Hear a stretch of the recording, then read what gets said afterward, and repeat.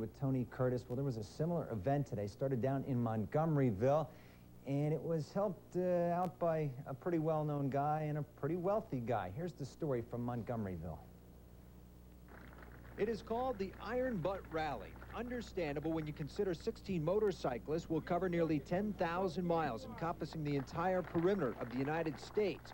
Riders must reach checkpoints like Portland, Maine, Eau Claire, Wisconsin, at specified times. If a rider can get to an added stop in between, he is awarded critical bonus points. Now, many people think motorcycling is for Hells Angels only, but one of the world's richest men, Malcolm Forbes, is a motorcycling enthusiast. He helped kick off the race today.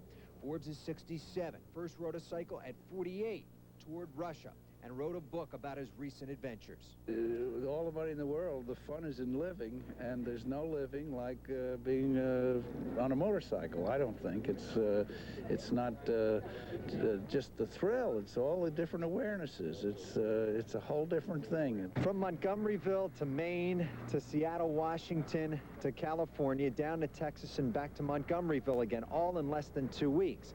Why do they do it?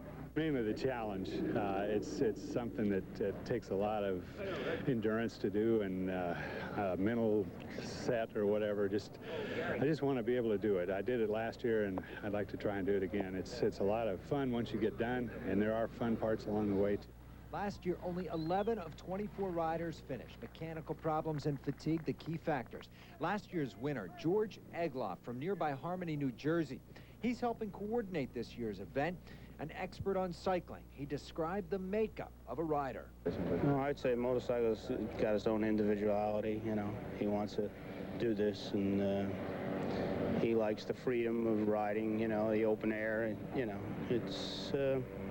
he's an enthusiast. He likes, probably he's a little bit mechanically inclined. He likes the idea of a good machine running. And the bikers come from all over and from different occupations. A carpenter from South Carolina, a builder from Alaska, and the only woman from California. The men I ride with don't treat me any different. I'm just a person riding a motorcycle.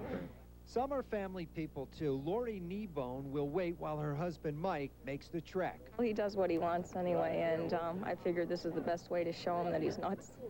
They will return September 6th.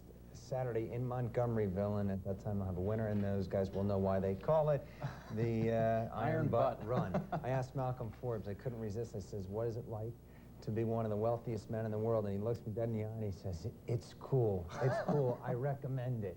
I guess that's what I'd say. He said I recommend it. I'll be back in dream about traveling across the country, but many of us never really get the chance to do it. Well, tonight a Low Country man is gearing up for his third trip around the country by way of motorcycle. As TV2's Coretta Robinson reports for us tonight, some people call him crazy, but he says he's nothing more than a determined biker.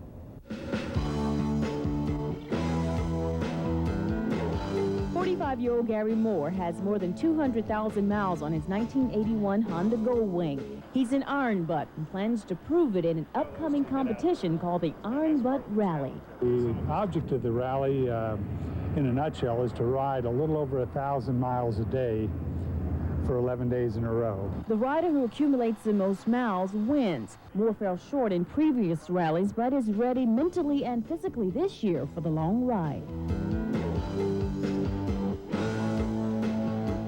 Confidence is a lot to do with it. It's a lot of mental preparation, you might say, or mental stick-to-itiveness. It also helps to have a strong back and a comfortable seat. Not everyone can be an Iron Butt. He's definitely the only one I know of foolhardy enough to do this. Friends laugh, but Moore says he's only crazy enough to bring home the trophy and the bragging rights. Now, this Iron Butt contest sounds long and it sounds hard, but it sounds like a challenge I'm crazy enough to take.